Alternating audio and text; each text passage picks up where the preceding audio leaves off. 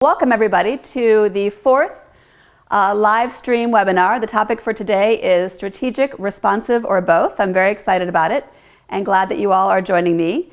Today I have a few goals for what I'm hoping to accomplish with you today. And they are for you all to better understand what responsive and strategic grant making are, as well as the pros and cons of each, to see yourself on a continuum of responsive to strategic grant making, to recognize that it's not either or. It isn't that one is good or one's bad, but both have a lot of value, and often many funders use both responsive and strategic grant making at the same time. And also to identify not only where you are now on the continuum, but where you'd like to be 3 years from now, and to create some immediate action steps that you can start implementing right away. So as funders, it's important to recognize that you have a lot of options at your disposal, and that it's really most important to figure out what's the right option for you as an individual philanthropist, donor for your donor advised fund, or your foundation. So I'm going to next share my screen and share with you a few definitions. As you know from past live stream webinars, I like to be very clear on what we're all talking about. And so the first definition I want to share with you is about strategy. So we'll be talking about both responsive and strategic grant making, but I want to start with strategy.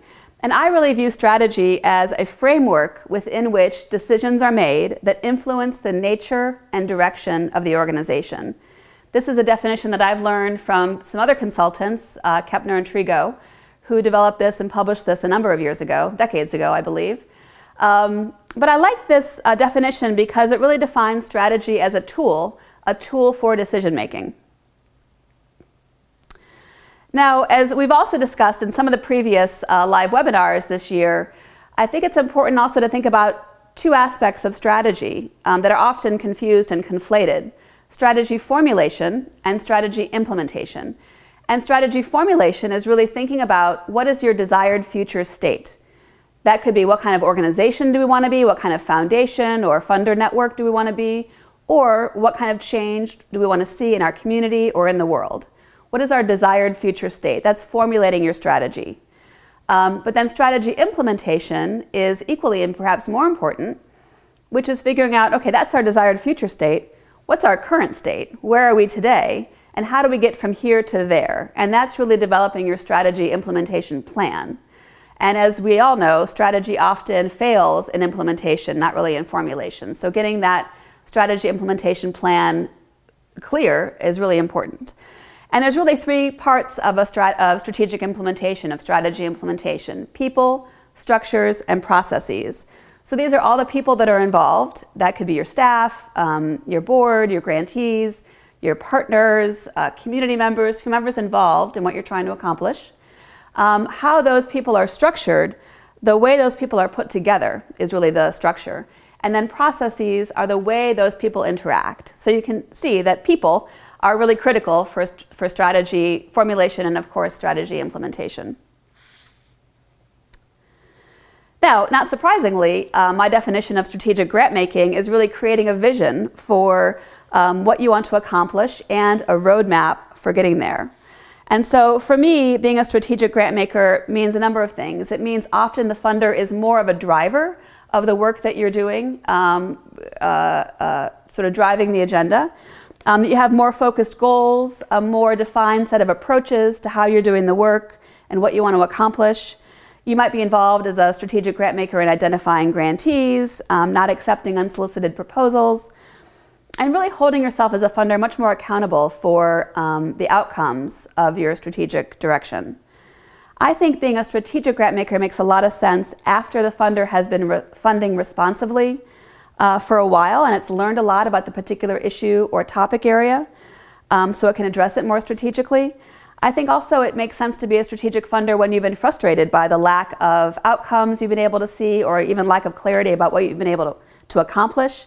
If there's changes in the environment that are presenting new opportunities, such as in the United States, the Me Too movement, or what's happening with the separation of immigrant children at the US-Mexico border, or internationally, the migrant crisis, for example.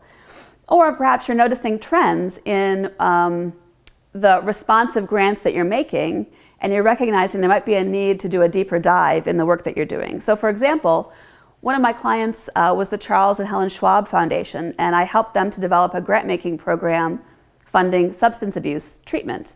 And we learned through responsive grant-making that there was a deep need for organizational capacity building for these organizations. They were kind of operating on a shoestring. And so we developed a more strategic initiative to support with leadership development and organizational development and training and convening of the CEOs efforts to help them build their organizational capacity and strengthen the work that they were doing. Another reason when strategic grant making makes sense is when an opportunity presents itself to you. Like another funder, for example, might have its own initiative and is coming to you to engage in that work, and it makes sense and it fits with your mission and your own goals, and it makes sense to engage in strategic grant making that way. And then lastly, one of the reasons is, quite frankly, you're bored. Now, I'm not a fan, as you can imagine, of funders that kind of hop from topic to topic and issue to issue and can't make up their mind and keep changing direction. But as a grant maker, it is really important that you are excited and energized by the work that you're doing. Otherwise, it's going to fall flat and you're likely to kind of lose steam. And so I do think it's important, and one reason to think about strategic grant making is because you want to get really excited and focused on your mission and how you're accomplishing that mission. Okay, so responsive grant making is essentially being open to receiving proposals and ideas from any nonprofit, really allowing the nonprofit to drive the agenda. So in this case, the requests are initiated by the nonprofit, and by design, you're responding to all the needs in your community or whatever your geographic focus is. You could be open to funding in any kind of issue area, for example, or to any kind of nonprofit. But this doesn't necessarily mean that the foundation doesn't have any core issues of focus. So of course, you could have grant-making programs in homelessness, substance abuse, poverty prevention, domestic violence, whatever it might be, but be responsive to funding all kinds of issues within that area. So for example, with substance abuse, staying on that topic, you could fund prevention, treatment, efforts to improve quality, support for youth and the elderly, capital funding to build new treatment facilities. You know, you could be open to a wide range of ways to support within that frame of substance abuse treatment. And I think responsive grant making makes sense a lot of times. It makes sense certainly when you as a funder are just getting started and you're new to the issue, new to the area perhaps even.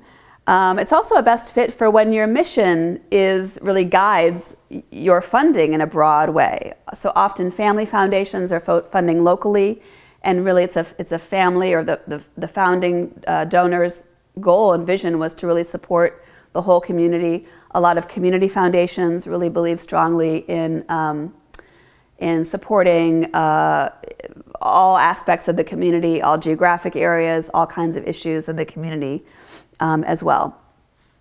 In other cases, responsive grant making makes sense when the funder is either not interested or not able to sort of put in the work and the effort needed to become more strategic, because as we'll talk a little bit later, there are efforts and resources needed to engage in this kind of work. And it might not be for you, it might not be for you at that time, you might not be ready or interested in that. And then the last reason is because simply the funder intentionally wants to fund a wide variety of topics and issues, and that's just their preference in their work that they're doing. I want to look now at some pros and cons, and after that I'm going to pause for questions. And I realized, I think I forgot to mention earlier, there is a Q&A button at the bottom of your screen, so if you do have questions, you are welcome to ask them of me and I will answer them. And if you have any technical difficulties, ask them as well, and my associate Lori will help you hopefully solve those, and hopefully you're not having any. So I want to talk a little bit about the pros and cons of responsive versus strategic grant making. I'm not going to read all of these here, but I think certainly responsive grant making, a benefit of it is it allows new ideas to come to the foundation or to your philanthropy if you don't have a foundation. And I think this is a really important one because, you know, as funders, we can kind of get in this little box, this little silo of our own creation, quite frankly, And it's important to have opportunities to allow new ideas and new ways of doing things and new kinds of organizations to come into our view and to be funded. Responsive grant making also allows for rapid response to new ideas that might be emerging. It allows you to support a wider range of issues and topics. It can certainly also help a foundation learn a lot about its community. It's a great strategy, especially if you're new to an area or new to a topic, to really learn more about what's happening in your community in order to be able to figure out, if we want to focus on anything in particular, what might that be? It's easier, quite frankly. It doesn't involve as much planning or as much strategy or as much relationship building or identifying partners or negotiating with partners and things like that. It can be a lot easier, more transactional. And from the grantee's perspective, from the nonprofit's perspective, it allows for more options for them to obtain funding from the philanthropic sector. So for example, the Moses Taylor Foundation in Scranton, Pennsylvania, was a new health foundation a few years ago. And they chose intentionally to be a responsive grant maker initially. Some of their board immediately, said maybe we should pick a few areas and focus on them. And their executive director, very smartly, I think, advised that they wait a few years and fund responsively. They were a new foundation. The board was new to philanthropy. They had previously been a hospital board. Now they were a foundation board, trying to navigate what that meant. And their CEO was new, and she was also new to the area. So there was lots of new happening. And so they chose to fund responsibly within a parameter of health and their geographic region footprint. But through that, they learned a lot. They had a number of cycles for a few years of responsive grant making and learned a lot about, and were able to build relationships, learned about community issues, which grantees they could work with, who some of the stakeholders and other partners could be. And that was a really useful approach to their work. The cons of responsive grant making, of course, is that it's harder to make deep impact on any particular issue because your funding is dispersed. It makes it more difficult therefore, to assess what you've been able to accomplish and communicate about what you've been able to accomplish within your portfolio. And it certainly can be more likely that you have to respond to a larger number of proposals because you're open to any kind of proposal coming in the door, and so you have to deal with it, read it, respond to it, and whatnot. And so it can be more work on a transactional level. Strategic grant making, I hope this is okay for you to read. For those of you watching live, and I think even the recorded version of this, you have the ability, I believe, to expand your screen or contract it in terms of the slides and also me on video. So feel free to manipulate your own screen, and hopefully you can read all this text. I think the pros of strategic grant making are certainly that it improves your ability, as we just said, to have impact on any specific issue because you're really focusing on that and you're driving a lot of your resources to one or two issues. It allows you to utilize best practices and evidence and research to inform the work that you're doing, so you are increasing the chances of success. Because a lot of I think strategic grant making relies on partnerships, it's hard to do this alone, that it allows you to build new relationships or deepen your existing relationships with grantees and others in the community. You can certainly leverage other funding, so whether you're contributing $5,000, $50,000, or $5 million to your endeavor, you can leverage others, community, philanthropic, individual donor, public, corporate dollars to support your work and expand the impact of it. It allows you to have deeper learning on the target issue. But interestingly, it also allows you to identify new issues. So we talked about in responsive grant making, one of the benefits is you can learn what's going on in the community because you're getting ideas and learning about needs from a variety of nonprofits. But I think with strategic grant making, because you might be focused on a particular issue, early childhood education, arts education, workforce development, whatever it is, because you're so focused on that, you can learn about new trends, kind of micro needs and trends that are emerging from the work that you're doing. So that allows for a different kind of identification of new issues. Because you're more likely to have an impact, and because you have, hopefully, clear strategy and an implementation plan, you can assess progress and more easily communicate about the progress that you're achieving. As a strategic grant maker, you can certainly signal the importance of certain kinds of issues because you're raising them and saying, hey, we're dedicating a lot of resources toward this, maybe others should as well. So you think about like the Kaiser Permanente, when they did their study about trauma-informed care and the impact of trauma on children, that really signaled the importance of that issue. You think about the Robert Wood Johnson Foundation lifting up the social determinants of health and how that really triggered a lot of other funders to pay attention to that, or the Gates Foundation in education. I think large or small, those are, I guess, big examples, but even in an individual community, a family foundation or a community foundation focusing on something can really signal the importance of that. It also can really enhance your reputation as a funder. Not that any of you need reputation enhancement, I'm sure, but certainly when funders can point to you as the funder that's really making a difference on infant mortality or whatever the issue might be, that can enhance your reputation. And then, as I mentioned before, it can take less time to respond to proposals. So you have less transactional activity, less proposals and letters of intent coming in that you need to deal with because you have a little bit more focus. So going back to that Moses Taylor Foundation in Scranton, Pennsylvania, I mentioned when they started as a responsive grant maker. But they actually recently just underwent some strategic planning and just launched 2 new strategic initiatives. So their intention all along was, once we learn more, we'll decide how we can best have an impact on this community. And they just launched 2 new initiatives, one focusing on the prevention of senior isolation, and one focused on the expansion of school-based health. So that's an example of shifting from responsive to strategic. Some of the cons about strategic grant making are, of course, it's limiting. So you've chosen 1 or 2 or 3 or 5 areas to focus on, and that's what you're focusing on, so it's limited you. It can take time and resources to do the research, identify the needs, figure out who the partners are, build the relationships, determine your specific approaches and tactics to your work. It can be more difficult to change direction, because you've been focusing on a particular issue for a number of years, and for whatever reasons, maybe you've accomplished what you hope to accomplish, and now you want to shift to something else.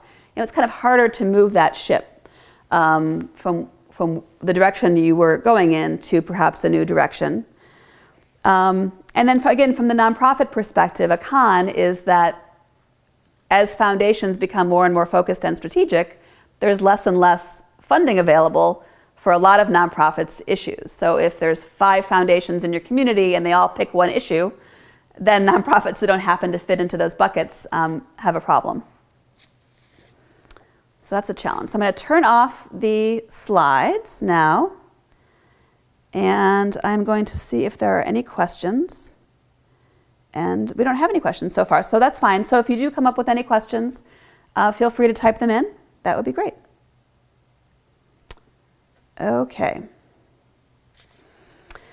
So what I want to talk about now is the third point that I want to make is that it's not necessarily strategic or responsive. It's not one or the other. There's options for both. And I think there are 4 ways that you can combine strategic and responsive grant making. And maybe there's more. If you can think of other ones, let me know. But these are the 4 that I've come up with. The first one I call the divide and conquer approach. And this is essentially when you have, whatever your grant making budget is, you devote a portion of it to strategic grant making and a portion of it to responsive grant making. So you have opportunity to do both. And how you allocate those is up to you. So for example, the Firelight Foundation is a foundation that funds HIV issues in Africa. And they've used this approach where really a lot of their funding strategically is about increasing awareness of and access to resources for HIV in Africa. So that's a lot of where their funding is, but they have a portion of their funding that they reserve to support grassroots organizations on the ground in Africa that are dealing with HIV issues. And they do this intentionally because they really believe that it's those organizations and those grassroots leaders that have a better handle on what's happening in real time as it's happening, and they want to be responsive to those emerging needs. The second way to combine both approaches is what I call the phased approach. where you essentially use responsive grant making to power a future strategic grant making strategy or approach to your work. So you use responsive philanthropy first, and you really take what you learn to inform the development of a new strategy in that area. So for example, the Blue Shield of California Foundation has for many, many years supported low-cost healthcare clinics in California by providing them with core operating or general operating support. And what they've done is they did that for a number of years, and then through that build relationships and learned a lot about the issues that they were facing and began to identify emerging needs. So for example, they recognized that a lot of the leaders of these health clinics across California were going to be retiring soon. And there was really no leadership capacity coming up the pipeline to replace them. And so they launched a leadership development initiative that was strategically designed to build the leadership capacity of community health clinic leaders and kind of the seconds in command and those coming up, and emerging leaders as well. They also, as healthcare reform was beginning to happen in the United States, they recognized that community health clinics, if they didn't make some changes, they were going to be left out of the new way of doing things. And so they really did some training and capacity building and support to help community health clinics understand what was happening and how they could best position themselves for this new way of doing business, which of course is all still changing in this country. The third way to combine the approaches is I call the trend spotter. And so this is basically you are a responsive grant maker, you're funding all kinds of issues in your community, or you're funding responsively within some program areas. And you just notice over time a trend in the proposals that you're receiving. You notice, for example, I don't know, that there's more requests for language translation and interpretation services. And you realize that there are new populations coming into your community that have different language needs, and that might be an area you could focus on. Or the opioid crisis, I think, is a really good example, or a horrible example, I guess. Here in Ohio, where I am, a group of funders are coming together through Philanthropy Ohio now to address this opioid crisis jointly, collaboratively, and strategically, which I think is a great example of becoming more strategic as a result of seeing what's happening on the ground through the proposals that you're receiving and the organizations you're funding responsively. And then the last way to combine them is to really use responsive grant making as a way to undergird your strategic initiatives. So whatever it is that you're working on very strategically, you can have a responsive fund available to help support whatever issue might emerge or come up or thing that you didn't really anticipate that you can use to respond to that need to really kind of amplify or shore up or support the strategic work that you're doing. One example of this is I did some work with the Cleveland Foundation to support the creation of a youth development initiative. And we organized teams of the funder and a bunch of stakeholders to go visit other communities across the country that were doing similar initiatives. We went to Philadelphia, and one of the things we learned from a funder there was, they launched their youth development initiative and thought they had thought it all through. They wanted to conduct an evaluation to assess their progress, and they had it all lined up, and then they realized a year or two in that the nonprofits they were funding didn't have the capacity to collect data and analyze the data that they just assumed that they had.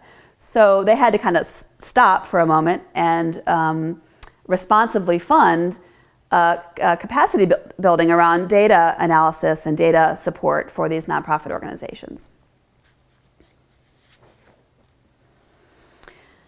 The fourth point I want to make to you is that I'd like to encourage you to be strategically responsive and responsively strategic. So what do I mean by that? So strategically responsive. So it means you're responsive, but you're doing so in a strategic way, in a thoughtful way, in an informed way, in a smart way. I don't know how many of you have seen the movie Talladega Nights, but you might recall, if you have seen it, the main character, Ricky Bobby, played by Will Ferrell, at one point is wearing a tuxedo t-shirt. Now this tuxedo t-shirt, as an aside, has become like an icon in my family. My husband actually bought tuxedo t-shirts for everyone in our entire family, but that's an aside. At one point in the movie, the character Ricky Bobby is wearing the T-shirt, and he describes the T-shirt by saying, "It says that I'm formal, but I like to party." So this is, I'm responsive, but in a strategic way. So really, it means that you're making sure that your responsive grant making is informed, either by data, by needs assessments that you're doing, by research, or that it's in alignment with your strategies, other strategies in your foundation, or that it's in alignment with your beliefs. So for example, many funders believe that you're really funding a leader. You're not funding an organization, you're funding a leader, and leadership development is really important. So you might be a responsive grant maker that's really funding intentionally leadership. So you're being thoughtful and strategic even in your responsive grant making. The Durfee Foundation is a foundation in Los Angeles that funds nonprofit leaders' sabbaticals. They really believe that nonprofit leaders are overworked and exhausted and need a break to refresh themselves and be able to get back into the work and keep going. And so they have a responsive grant making program where they'll fund anyone that applies. It's open to anybody to apply to receive funding for, I think it's a 6-month sabbatical for a nonprofit executive director. Similarly, you can be responsively strategic. So this means that you're strategic in your work, but you're open to new ideas, and you create ways for new ideas to be shared with you. So for example, this means being not rigid. I know, and I'm sure you know of many funders, and I can think of a few national funders who are highly strategic, but to the point where they really provide a whole blueprint for exactly how the initiatives are to be rolled out in all the communities that they're funding across the country. They specify exactly what your theory of change is, who your partners should be, what kind of intermediary organization you need to have, how you're going to roll all this out, the timeline, and you have to be bought in hook, line, and sinker. Well, I think you can be more responsive to local needs and how things are done in different communities and how leadership is shared or not shared in different communities. So I think being open to how you do the work, to intentionally learning, and we're going to talk a little bit more about this today, but making sure that as you're doing your work as a strategic grant maker, that you're really intentionally learning along the way and being open to identifying where things aren't working or what you hadn't thought of that you should have, and how do you need to course correct and change the work that you're doing in a more responsive way. And I think a third way to be responsively strategic is to not put all your eggs in one strategic basket, but really ensure that you're either setting aside maybe a slush fund or additional funding available to support the work that you're doing strategically in a responsive way. All right. So this is a continuum of responsive to strategic or proactive funding. I believe we also just emailed you, if you're watching this live, a PDF version of this, which might be easier to see than the version you're seeing on your screen. So if you don't have that, or you're watching this at some other time and don't have it, feel free to email me at Chris, K-R-I-S, at putnam-consulting.com, and I will be happy to send you a version that might be a little bit easier to read. But this is a slide that I find particularly helpful in the work that I've done with a lot of my clients. And let me just get back to my notes, which I've now...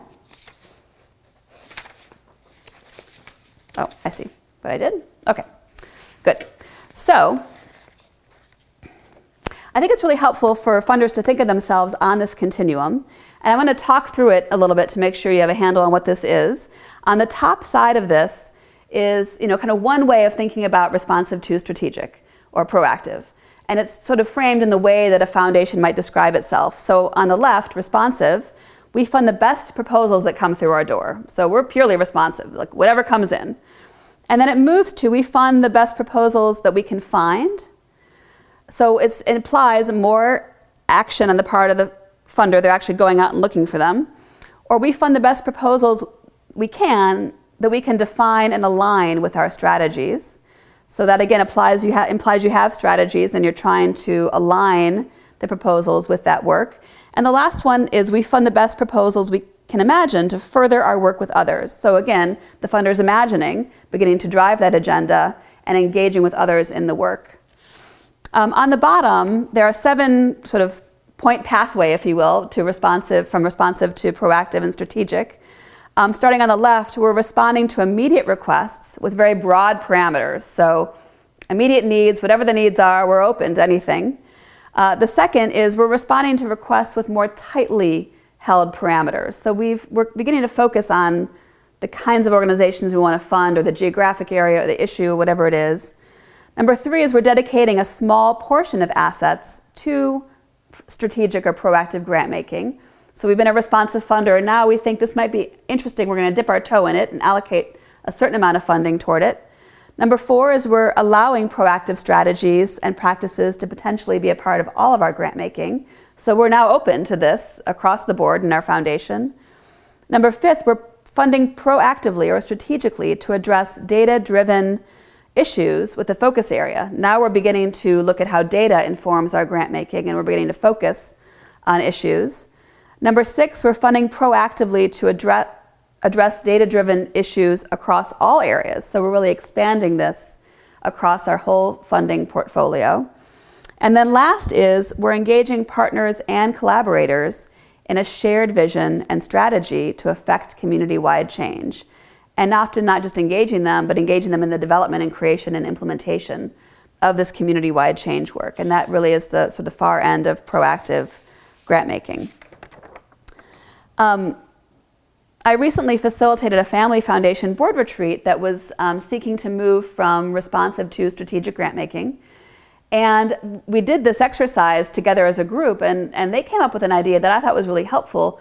They referred to these as their tools in their toolbox. And they framed the question as, how many tools do we want to use in our grant making? So they saw from responsive to strategic, you get more and more tools at your disposal to have an impact on the issues that you care about. And how many tools did they want to have at their disposal? And I thought that was a really interesting take on this. I also facilitated a board retreat for a national foundation where we took this continuum and we actually printed it up on a giant poster, like it was 6 feet by 3 feet or something, and stuck it to the wall.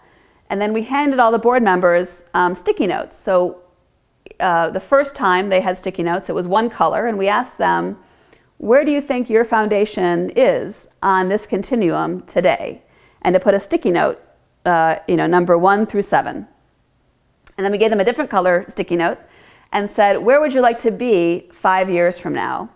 And they all put their sticky notes where they thought the organization wanted to be 5 years from now. And it was really interesting because the staff and the board were actually surprised by how much more strategic they wanted to be as an organization, because they weren't really sure until then. And so we actually had all the board members stand next to the poster, and we took a picture of it because we wanted to document that and to help them to hold themselves accountable so that a year or 2 or 3 years from now, they could be reminded of, yeah, this was where we were, this is where we wanted to be, are we there, are we making progress? But also that, yes, we actually agreed as a board that this is an important direction we want to go in. So the 6th idea I want to share with you is really recommendations for you as you're beginning to shift, if you're thinking about shifting from a responsive to a more strategic approach in your work, or if you're currently a strategic grant maker. I think these are all really important considerations for you to keep as well to become better at strategic grant making and the work that you're doing. And I'm going to share this, and then I'm going to break for any additional questions you might have. So I think it's really important to recognize that incorporating a strategic grant-making approach isn't something that foundations should do overnight.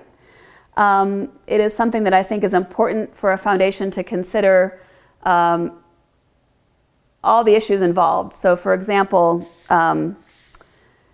thinking about whether this is the right time or place for you to be becoming a more strategic grant maker, whether you have the resources and the capacity to do this work, whether you have the relationships to engage in more strategic grant making. Those are all really important considerations that I think a a foundation or a donor should consider pretty thoughtfully before it jumps into strategic grant making. I also think that continuous learning is really important for any funder, and especially for a strategic grant maker, to make sure that you are constantly learning. I think of strategy as kind of a cycle where you formulate what your strategy is, you create your implementation plan, but you kind of begin to test and pilot some of your ideas. You intentionally learn from your experiences, you make course corrections along the way, then you really begin to evaluate once you're underway, more deeply evaluate the impact of what you're doing, and then from those evaluation findings, you continue your planning. And so it's kind of a cycle of effort that really never ends. You're just continually fine-tuning your work and making improvements or making decisions that you don't want to be doing this anymore. So I think when pursuing a strategic grant-making strategy, and I'm actually going to share my screen again, I think it's important to ask yourself some learning questions. And these, quite frankly, learning questions you could use just in your work at any point, on any topic, really. These are some learning questions I used with a funder that had been funding responsively in a community for a number of years, and then underwent some strategic planning, chose 3 new program areas to focus on. So began to create a theory of change and how it wanted to have an impact on these 3 program areas. And 3 years later, they wanted to know what had happened, like what was the impact of their focus on these 3 areas? Was their strategy being implemented? What were their accomplishments? Should they keep funding in this area, et cetera, et cetera. And so I engaged the staff and then the board in some of these questions to retrospectively learn from what they were doing. So there are things like, it's pretty simple, like what are the top 3 things we've learned about our strategy so far? One of my favorite questions is, if we could do it all over again, what would we do differently? That's a great question to ask yourself at any time in work and in life. A third one is, what has surprised us? What are some of the unexpected results we weren't anticipating? Or what did we think was going to happen that isn't happening? What progress are we making on our strategy overall? What have been some of the challenges that we've been experiencing in this work? And what are the opportunities that we see with this strategy going forward? And there are other questions. And in fact, I have a whole article on this topic that if you're interested in, I'd be happy to send to you. Just send me an email. But I think these are really important questions that allow you to check in with yourself as you're developing, launching, implementing your strategic work, so that you can make sure that you're course correcting along the way, and also that you can employ responsive grant-making approaches to your work if you're finding that the way you're going about it isn't achieving the results that you anticipated, or things have changed in the environment that you need to address and respond to. I want to share with you 4 things that I think you can anticipate as a strategic grant maker, or remind yourself of if you're already a strategic grant maker. The first is that you certainly can anticipate increased risk. And with increased risk, I think, comes increased reward. But risk is a risky business. And I think that it's important for a funder to be able to anticipate risk and not fear it. One of the topics we're going to be discussing at an upcoming live stream in August, I believe it's August 16th, is overcoming fear as a funder. And I think risk is one aspect of fear that many funders have. But really in philanthropy, we are very lucky that we can take a lot of risks without ramifications. And I think it's important to utilize that in our work. I think one way to address this is to anticipate it, and to embrace it, and to discuss it. So literally, talk about the risk involved in launching or implementing or exiting a strategy that you're doing, and make it a regular part of how you communicate and talk about it at your regular meetings, with your board, with your partners, whomever it is. One really useful way to do that, and easy and free way to do that, is to create what I call a risk list. And so this is literally, as you're meeting and convening with your staff or your board or all your partners for the new initiative that you're launching, literally create a list. So if you're on a room together on an easel paper, or if you're working remotely across the country or world, on a Google Doc or some platform where you can share and all look at it at the same time and brainstorm. What are the risks associated with this? Get it all out there. What are we worried about? What's the worst thing that can happen?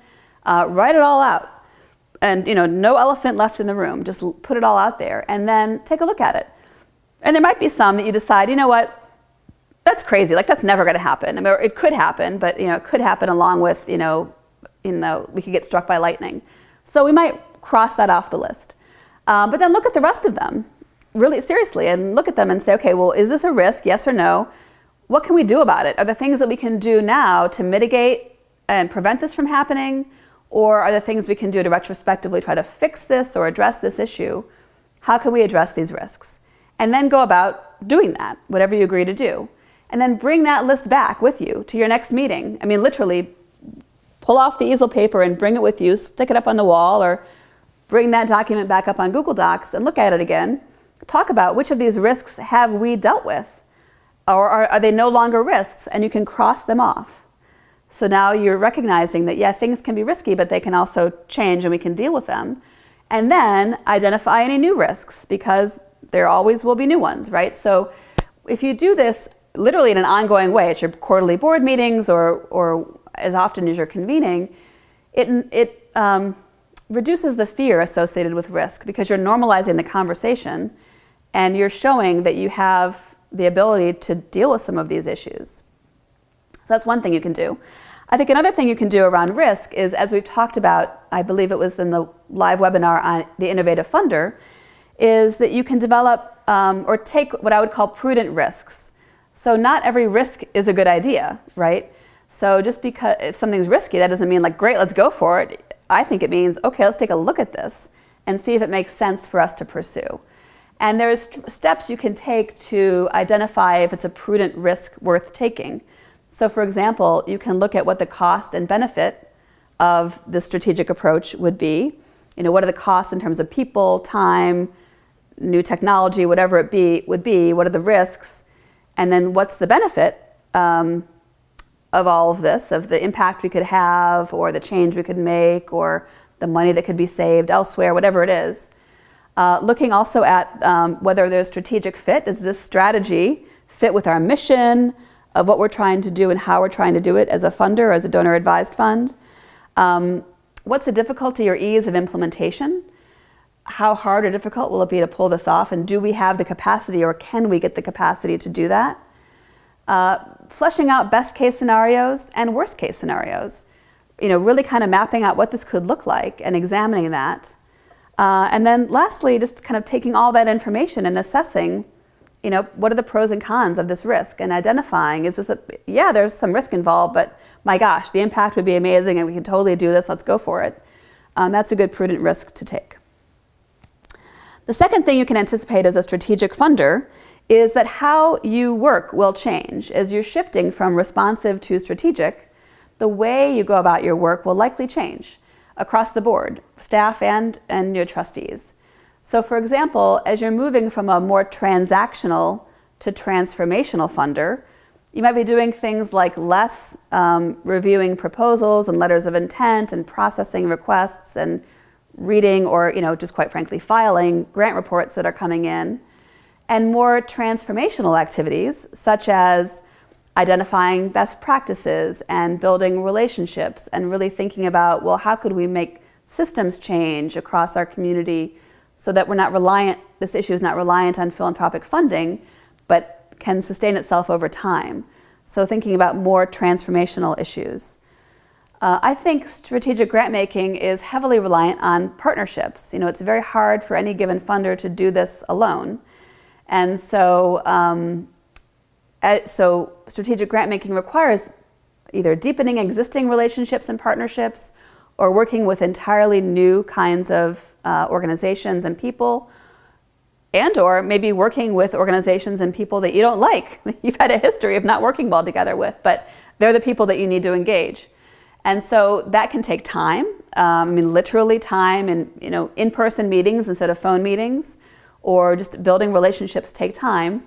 And you might need to spend more time with your grantees as well, or spend time differently with them, because your grantees might shift from being, recipients of your dollars to do a specified set of activities, and now they're more strategic partners in helping you realize your strategy, your strategic vision. And so that could require a different relationship with them.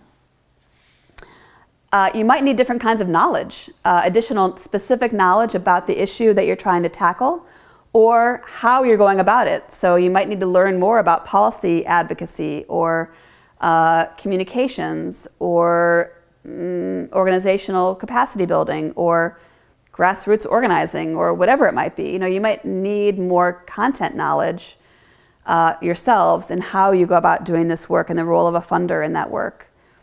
The types of investments you will make can also expand. So instead of perhaps lots of program grants, you are now funding program-related investments or low-cost loans, or you might be funding communication planning and implementation in ways you hadn't before, or much larger investments in evaluation because the evaluation needs to be more comprehensive, initiative-wide than it ever needed to be for kind of one-off grants that you were making. So the ways that you're investing your money. You might be supporting a pooled fund with other funders, so you're just funding in a different way. And with all of that, I think it's important to recognize that the board's roles and responsibilities are going to change as well. So again, instead of that one board meeting every 6 months where you get the big board docket and you have all these proposals to review and you're kind of like scrambling to read them all and making funding decisions, instead maybe you're having strategy decisions and discussions where you're really thinking about here's our strategy implementation plan. Where are we on that plan, and how do we hold our staff accountable in different kinds of ways to that plan? Or maybe you're having those conversations about risk and recognizing the importance of taking risk together. I recall I used to be on the board of a community foundation up until recently, and we had a speaker come in and talk to us about the importance of risk-taking in community philanthropy and the role of community foundations as leaders in their community and really standing up for an issue and signaling the importance of the issue and taking risk. And we all agreed as a board that risk was okay. We wanted to engage in more risky work, prudent risk. And so we would have regular conversations at almost every board meeting. We'd talk about the level of risk involved in whatever endeavor we were working on as a foundation. So you have different kinds of conversations and different roles. The board might serve more as an ambassador to the work or kind of a relationship builder or a door opener as opposed to a proposal reviewer. The third thing to anticipate as a strategic funder is that communication is critical. And communication is often overlooked in philanthropy. And I think we do ourselves a disservice by overlooking it. So I was working with one foundation to launch and implement a community-wide initiative to address a certain issue. And after a few years, the project was having problems at a leadership level, at a communications level, and we were brought back in to help figure out what was going on and make some recommendations for improvement. And I was conducting a focus group with some of the grantees. And I'll never forget, one woman said to me, we're having a communication problem. We don't know what's going on. And this was, an initiative design that had, 100 different organizations that were involved and needed to work with each other. She said, communication isn't going well. And she said, communication needs to be top down, bottom up, inside out, and all around. And I thought that was brilliant. And I've used that ever since with my clients because I think it's a great way to frame communication and the importance of it. So what she meant was communication needed to be top down. So those at the top, the funders, the intermediary organization, kind of those in charge, need to be regularly communicating with everybody else involved what was going on, what was happening, what was coming down the pike, expectations, whatever it was. Bottom up meant that those working on the ground, the grantees and the community leaders and the youth and whoever needed regular opportunities and channels for communication up to the funder, to the intermediary, to those who were making decisions about what was happening, challenges, opportunities, whatever. All around meant that all of these organizations and people work together in an ecosystem, really, to advance the goals of the initiative, they needed to be communicating with each other. So grantee to grantee, with the evaluators, with the communication consultant, with the funder, the policymakers. There needed to be ways for everyone to come together and be on the same page. And then the last one is all around.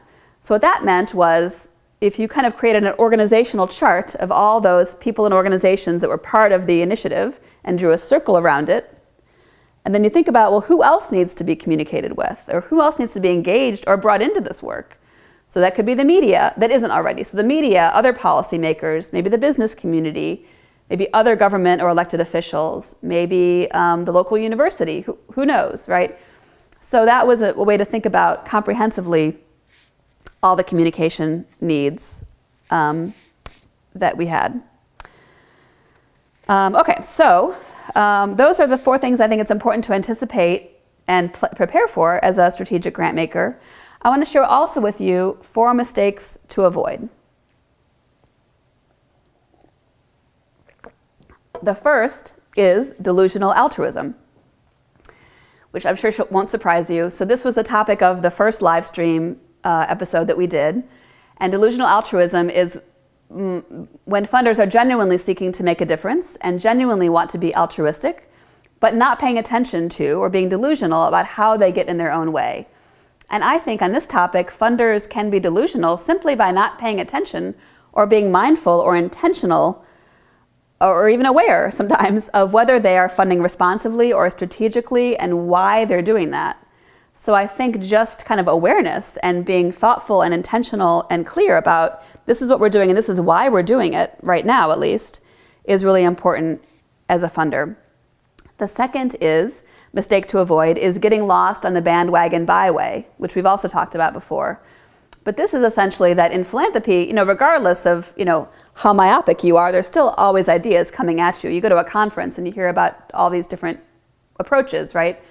So it's making sure that, again, you have you're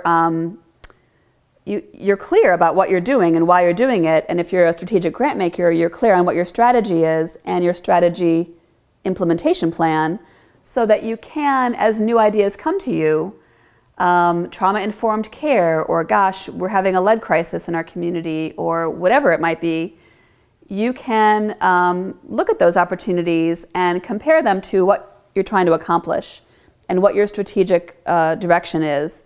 And is this going to help you advance and get there, or is it going to detract you and take you off course, take you off on a bandwagon byway? So I think that's really important to do. The third mistake to avoid is putting all your eggs in one strategy basket. So I do think it's a challenge, and I think it's a mistake to focus every dollar on one particular issue or one particular strategy. I do think it's important to allow some flexibility in your grant making, because you can never anticipate everything, no matter how thought out your work is, and to allow yourself some flexible funding to respond to new needs or new community crises or a natural disaster or whatever it might be, or just opportunities to undergird your strategy. I think that's really important. And then being fearful is the last mistake to avoid. And again, we're going to be discussing this at the live stream on August 16th, Overcoming Fear in Philanthropy. But I think many funders that are considering being more strategic have a lot of fear, and that fear stops them from achieving the dramatic impact that they want to achieve in their work and in their community. So that could be a fear of taking risk. That could be a fear that, gosh, we're too small to really make a difference. I hear that a lot from funders, and they think of big funders like the Robert Wood Johnson Foundation, the David and Lucille Packard Foundation, and others who they feel are much better positioned to be strategic simply because they're bigger. And the reality is, yeah, they might have more resources, but they're also a heck of a lot more bureaucratic because they're just by dint of being larger organizations. And a small funder has a lot of opportunity to be nimble and responsive, innovative, and strategic, and to use their size to leverage their opportunity and the work that they can do. I mean, when I was working, as I mentioned before, with the Charles and Helen Schwab Foundation, that was a small foundation, but obviously with a big name and reputation associated with it. they wanted to do this work, as I mentioned before, locally in 2 counties in California around substance abuse treatment. Well, they partnered with a much larger foundation, the Robert Wood Johnson Foundation, to leverage their resources and their knowledge and their capacity to more dramatically expand the work that they were doing. So I think there's also opportunities to try to eliminate fear through the partnerships that you have with other funders. And then the last point I want to make, and then I'm going to conclude, and I'm going to share my screen again for this, is staying the course. So, some funders that are engaging in this work are moving from responsive to strategic, are a little fearful of, we got our board to agree to this, but are we really going to be able to stay the course? And so here are some suggestions if that's an issue that you're grappling with, or you're a strategic grant maker, you're not quite sure, you've had some problems or some hiccups along the way, and you're not quite sure this approach is going to pan out for you.